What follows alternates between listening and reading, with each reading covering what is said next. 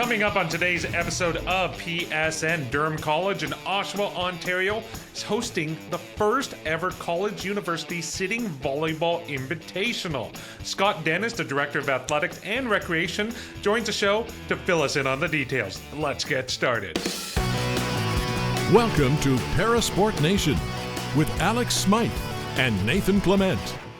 Welcome into PSN. As always, I'm Alex Smyth, your host, and joined by co-host Nathan Clement. Nathan, new show, a few new background items. We've upgraded, so to speak, here. Yeah, it's no longer just a blank white wall. I actually have some character and a little bit of color behind me on the wall. So I have various different things, mostly taken from various cycling competitions I've been at, and even some historic pieces of memorabilia from the Vancouver 2010 Olympic and Paralympic Games, where I have a red Coca-Cola bottle that was handed out in Vancouver at many of the villages and venues, as well as a black Invictus Games hat floating above my head, so it looks like it's just hanging in the air, as well as the Corona bottle from the Paris Paralympic Games that were given to the athletes if they wanted one. Mine has a cardboard bed survivor on there. I didn't really survive the cardboard beds, but it's still good. It's just a good reminder of trying to get through those experiences, plus some Pit Viper glasses, especially one with flames on it that I know our producer Jeff's going to be quite happy that I mentioned that. But you also got an upgrade to your wall too. Do you want to give a little story on what you have behind you?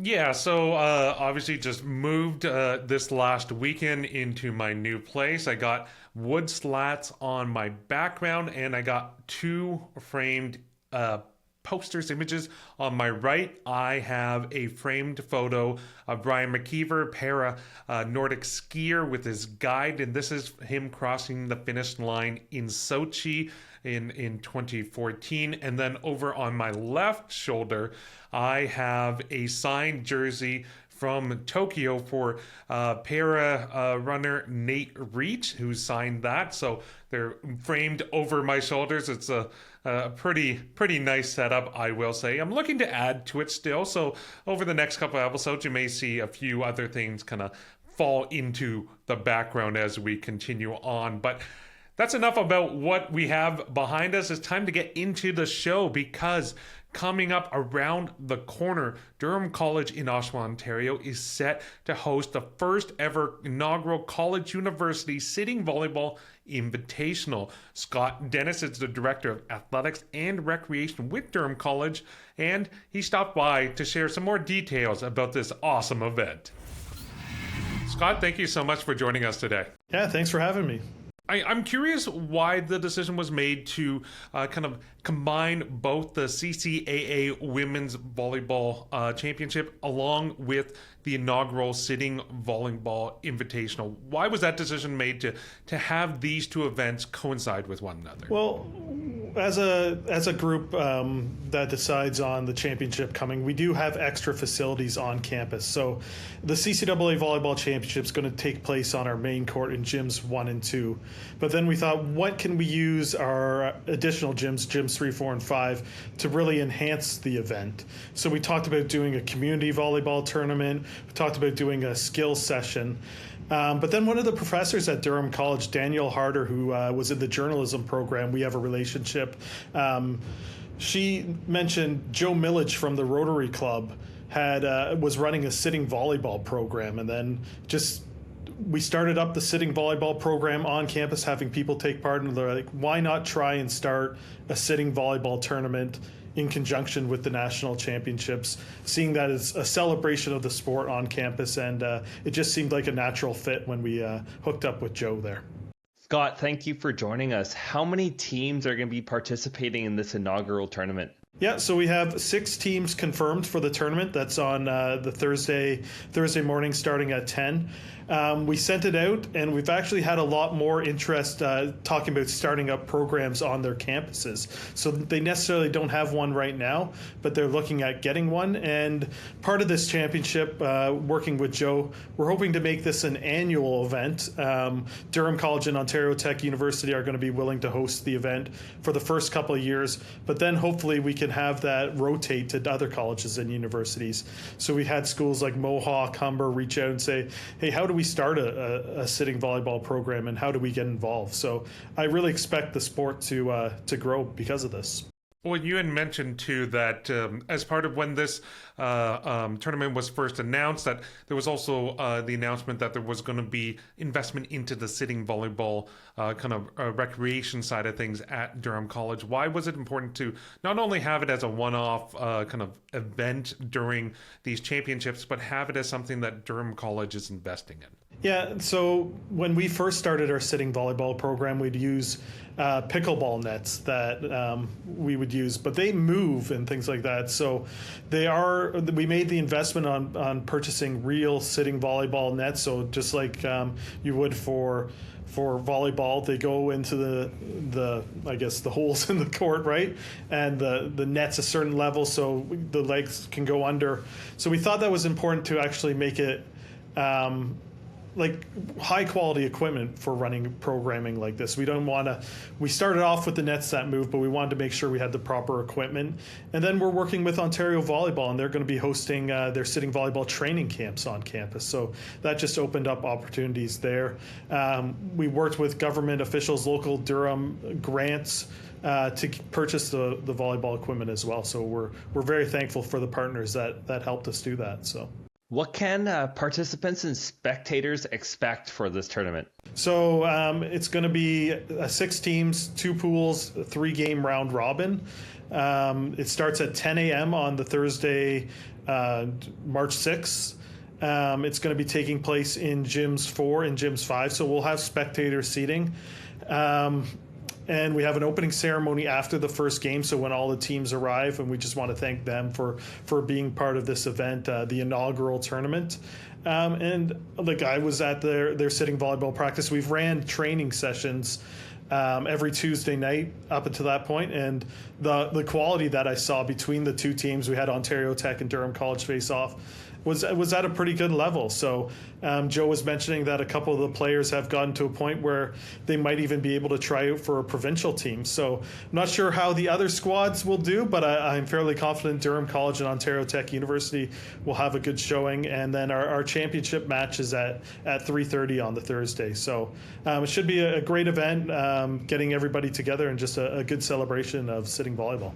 I always find it very fascinating. Any story I cover, especially within the Durham region, it always seems like the region, and then Durham College by extension, seems to be at the forefront of making new opportunities in terms of accessible sport or inclusive sport. Why did Durham College want to take this step? Why did they want to get involved?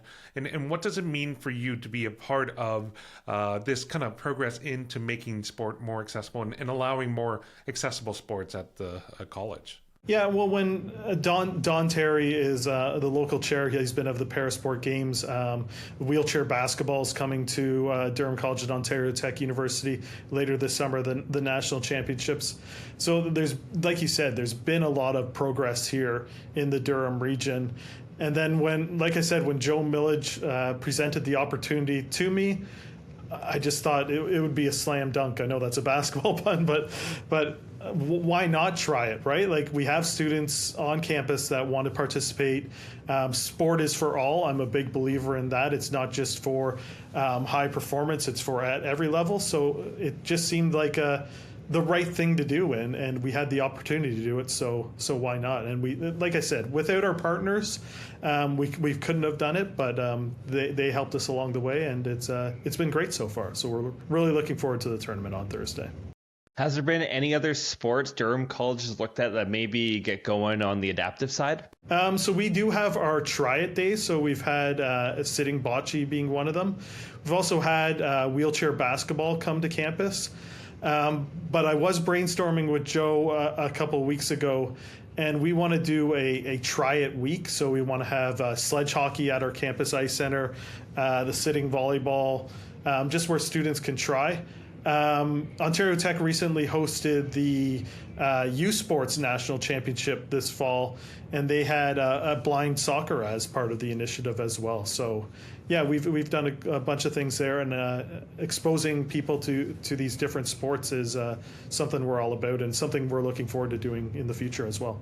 I'm curious what some of the reaction, as you mentioned, you've been able to take in some of the practices and things. When you talk to the different kind of players and people who are kind of signing up and joining up and looking forward to this competition, what are they saying about the opportunity to not only play the sport, but then look forward to a competition like the one that's going to be taking place next week? Well, the first thing I hear from the students that tried out for the first time, that it's a lot harder than it looks. After their first training session, the next day their body's sore, and like when you hear it's just sitting, you think, oh, that's easy, right? But it's very physical and demanding. So that's what I'm hearing from the athletes there. And what was the second part of the question there? Sorry, Alex. Well, so it was really kind of when they first, kind of that first experience, and then what are they saying when the fact that they get to have an actual competition? It's not just being able to try the sport, but having an actual structured competition and tournament that they can be a part of. Yeah, I think they're looking forward to playing against other competition. So University of Toronto's coming in. So what will that team look like? I think they're just excited. And they're really excited to be something, being part of the inaugural tournament, the inaugural team. And hopefully this lasts for year after year. And then when they look back 10 years later, they can say, oh, I helped start that program. And I think that's something they should be really proud of. Is there anything you are looking most forward to about the tournament? Yeah, I'm just excited to see the opening ceremony, really, and seeing all the players there. And James from Parasport has been amazing as well. So just really excited to get the tournament started and seeing it all come together. We recently had Parasport. They were doing some videos at the campus ice center for sledge hockey, and they were so appreciative. Like, we really just gave them a couple of hours of ice and some volunteers to help out with the videos, but they were so appreciative. So just us giving back, I think, yeah, I'm excited to see it all come together and play in the tournament, and just provide another opportunity for Parasport to grow. And also, too, that talking of that partnership, working with the Parasport Ontario on this and other initiatives, like, what value is there that you see from Durham College's perspective? You mentioned how grateful the Parasport Ontario is for this partnership and being able to grow Parasport, but for Durham College, like, how do you view that partnership really improving things for the student body and for the community? Yeah, like from athletics and recreation, I mentioned before, sport is for all. So I want someone who is potentially coming to Durham College and saying, hey, there's a sport I can play, I can get involved, whether that be going ice skating or taking part in sitting volleyball, anything like that. I think sports brings communities together. And then an engaged student is someone who's probably going to be more successful after their graduation as well. So being involved with the community, getting to meet friends, I think that's very important for the student experience at Durham College. You mentioned future tournaments and hopefully competition throughout Ontario, but is there any real big goals and dreams that you see with this inaugural event that's hopefully going to lead to in the next 5, 10 plus years? Yeah, so like the Ontario Colleges Athletic Association has your standard sports like volleyball, basketball. I think it would be great to have a sport like sitting volleyball at the varsity level, and teams make a commitment to the sport. And whether that be sitting volleyball or other para sports, I can really see that being an opportunity where colleges propel that, and then all of a sudden have provincial or national team players, right? So yeah, that would be a goal in the future for sure for these programs. Like, I showed up to last practice and Joe said, hey, like they've only been playing for 6 months now, but we're really seeing progress, and I'm going to recommend that they keep on playing and try out for the provincial program, right? And that's someone who just started 6 months ago, right? So there is a real opportunity to get those high level performances. Yeah, and that's something me and Nathan always talk about on the show is the developing that pipeline from grassroots, from those club levels, the local levels, that you can develop athletes and give opportunities to get up to those provincial or maybe national teams, and having those opportunities is so vital. For you, this is my last question, Scott. Is there something that maybe surprised you, or something that you really kind of took away from this experience of kind of putting this competition together and going through the process of learning about whether it's sitting volleyball or maybe parasport more broadly? Yeah, I think it's just I was surprised at how many people I knew were already involved with parasport. When I showed up they had it was a breakfast and a celebration at Deer Creek Golf Course, and it turns out that one of our varsity golfers is a caddy for a parasport part of the para golf. And he was connected, right? And then Daniel Harder, our connection through Joe there. Just the connections that we already have in parasport are there, and it's just realizing that they are there. So it's a small community, but a large community as well. And it's amazing how many people are involved and doing great things already, right? So.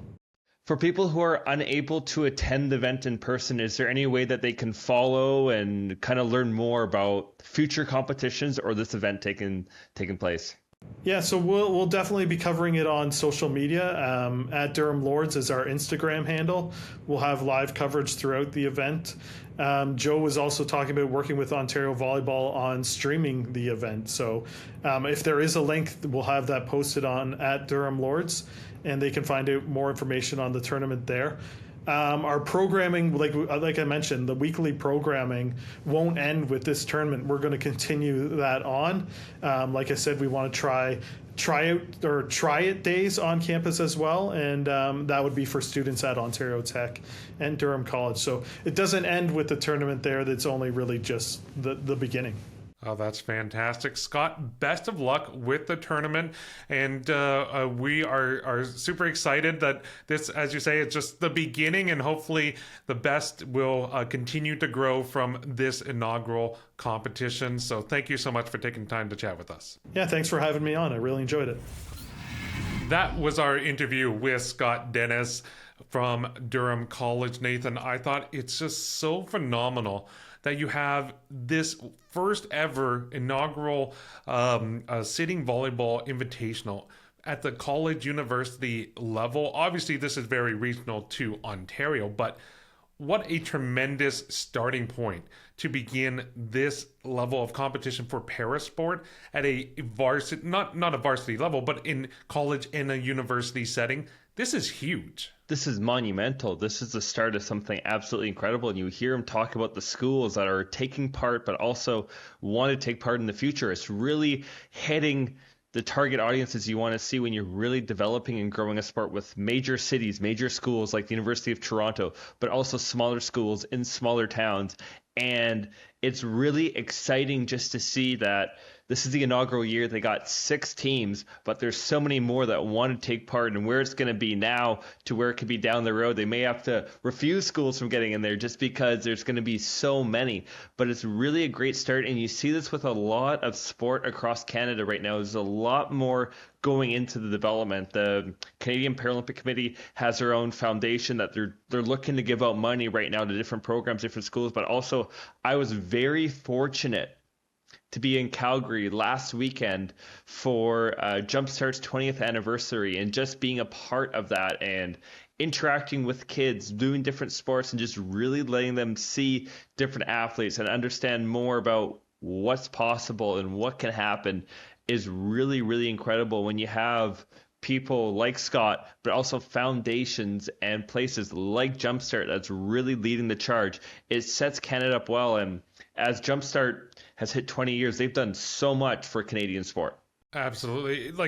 I don't think there is an organization that has done more to push the parasport movement, especially in the grassroots sides, than Canada Tire's Jumpstart, because when they started 20 years ago, there really wasn't much there in terms of that level of support, in terms of that level of engagement and even awareness for para sports on the grassroots side of things. They have been steadily involved. They've offered, the financial supports, the awareness piece, as I mentioned. You wouldn't have the para sport movement you have today without Canadian Tire's Jumpstart program. That's just a simple fact. You have one of the largest, most iconic Canadian businesses investing in communities, in athletes, in opportunities. There are a number of events I've been to or athletes I've spoken to during my time with AMI that have talked about Jumpstart or have had kind of events sponsored by Jumpstart. And you see the kind of the payoff from having that investment. You see athletes reach the highest stages possible in the Paralympics or on national levels or international competitions. You also see that this is why having private investments and having corporations willing to stand up and take a chance on kind of small programs or small community kind of developments, it pays off down the line. Obviously, you wouldn't want it to have to always be a corporate sponsorship, but the government resources are limited. They can't kind of support everyone. You need those private backing, and Canadian Tire has done a great job in growing parasport in Canada, Nathan. Oh, they've done an absolutely phenomenal job, and just being a part of that event and really getting to know a lot of people behind the scenes. Just, they're so full of heart. And they just want to see the kids smile, and they just want everyone to have a great time. And that was like the biggest thing of that day, was just making sure that everyone just felt welcome. Everyone could come up to an athlete, whether it was myself, Liam Gill, an Olympic snowboarder, Megan Mickelson, who's the 3-time Olympian, won 2 gold medals in Vancouver 2010 and Sochi 2014. And just having those kind of athletes that have accomplished that much, just being able to interact with the kids. Heck, I remember when I was that little and I was meeting my heroes, my stars, and it just means the world to have that kind of interaction. And one of the big things that I said, Megan said, and everyone said is, you just need to have fun. Just have fun, enjoy what you're doing there. And when you can have communities like Jumpstart that really lets these kids have fun and lets the parents not worry about all the bills, because sport is expensive. Sport is difficult, especially at that grassroots, at that young age, especially on the adaptive side, on parasport. We talk about it a lot, and there's some great countries that are making differences, but in Canada, it's tough to find these programs. It's tough to find that kind of funding. When you have Jumpstart that's really taken that burden off the parents and off the family, it can create so many opportunities for the kid just to be kids, just to have fun, just to really grow that community and just have a great time. And it's very, very special to have an event like that. And just for me to be able to attend that Jumpstart event just was so special. And it meant the world just to even be invited and just even see the difference that they've been making in the last 20 years. And what kind of sports did you get up to there? Were there all the kind of tried and true ones, or were there some new wrinkles in the different tried events? There were some new wrinkles for sure. I didn't really get around to that many events because I was mostly just trying to hype the kids up as they were playing hockey or they were playing basketball. But I did want to try wheelchair lacrosse. They had a wheelchair lacrosse set up, so it was in a wheelchair basketball chair, and you had a little lacrosse stick, and you were trying to throw it in the net. I didn't get in the chair, unfortunately, but that one looked like a lot of fun, and that had a pretty big line, so that was pretty cool to see. But there was also a bouncy castle, and I just had a feeling that if I went in there, kids would fly everywhere or I'd break the thing, so I avoided that at all costs. But that could be a new adventure, chaotic sport for para, is just bouncy castle races. I don't know what the future holds, but that could be fun. I think bouncy castle opportunities have been limited, especially for adults, for too long, Nathan. I think we got to come up with a parasport that involves them. They're too much fun. But quickly, to get back to, I think the Sitting Volleyball Invitational, just one last point for me. It is so fascinating because we talk about how, you got to develop the grassroots. You got to get, the kind of the interest and the awareness there, and you can build from a strong foundation. The fact they have 6 teams at this first event, you have teams from places like U of T, major schools who are all coming to Durham to compete, who have been training. This is huge. Like, I could very easily see this invitational exploding next year, the year down the line, have 10, 12 teams. It's kind of surprising they had that many players who were all ready to go for the first one, but as soon as this awareness piece starts, just building out teams from other schools so quickly, I mean, that's going to be a real unique competition, because you see it in the States. You actually see certain universities down south of the border that they have like wheelchair sport programs, wheelchair basketball, wheelchair rugby, things like that, and they have them as part of varsity programming. I would love to see that here with something like sitting volleyball, and then you have it expanded to other sports, other programs as well. Especially with what Scott was saying, this is just the start. This is the beginning. And when you have people like him taking the charge, that you can just hear that passion, hear that belief, and hear that love for what he's doing. It's really, really exciting. And just what they've been able to do in the United States with, as you mentioned, the wheelchair basketball, because every school pretty well has a team at this point, and there's leagues across the country where everyone gets to take part. And it's just really that start, because it's a community that we talked more about this off camera and off the microphone, but there is so many communities out there, and there's so many opportunities that many people don't realize that's available to them. And just giving them this opportunity, whether you're in a small town or a big city, it's just amazing when you have some of these schools that just have that depth and have that population size that may not know what's available to them. And when you have more events like this throughout a calendar, or different sports, or even the training camps that they're going to be doing, is huge, because it allows people to interact. It allows people to be in that community space where they're going to be playing with someone they might go up against in a couple days in a competition, in a different event, and it just lets them grow that community. And that's something I will always say, and I know you will mention it too, is the importance of community at the end of the day is what's going to bring sport forward. But when you have people like Scott and colleges like Durham, it is really, really incredible that we have something like this, especially with a sport like sitting volleyball, that is one of the fastest growing parasports in the world.